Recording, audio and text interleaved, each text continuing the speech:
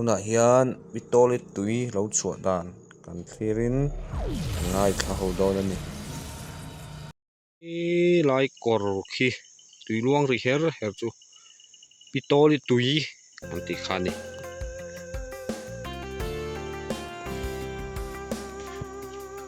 pitoli tui lo chhuah dan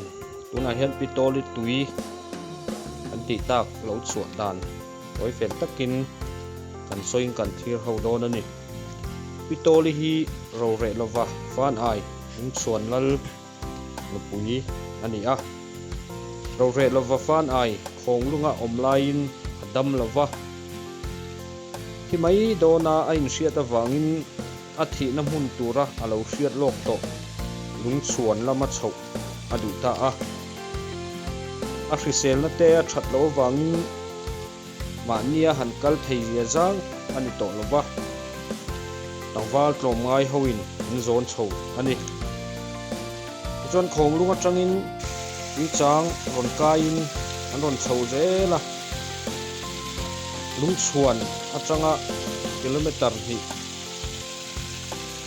zo phei son Nupui pitoli chu atui a halta a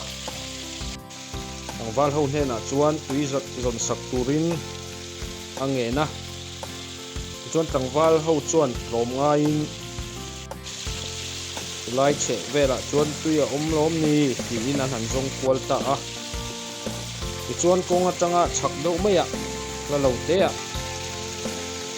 tui muta a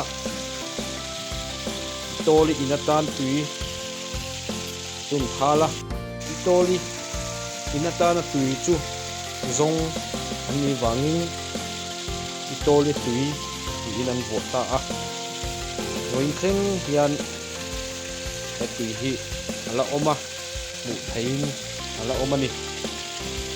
pitoli tui hi ram tukha February lo wa lai po in om ni inan soya amai ro chu thal va ek char tak lai chuan akang chat ve ni inan soya maro chu helai tui an han mu hi amak ve ang reng khop maya aram te amual te han en chuan tui han om mai na mel pulawa amaro chu lal Nupui ani angin min han zom te u ati ta ka chuan pa to mai ten an han zon sak ani a tui chu an han puta ani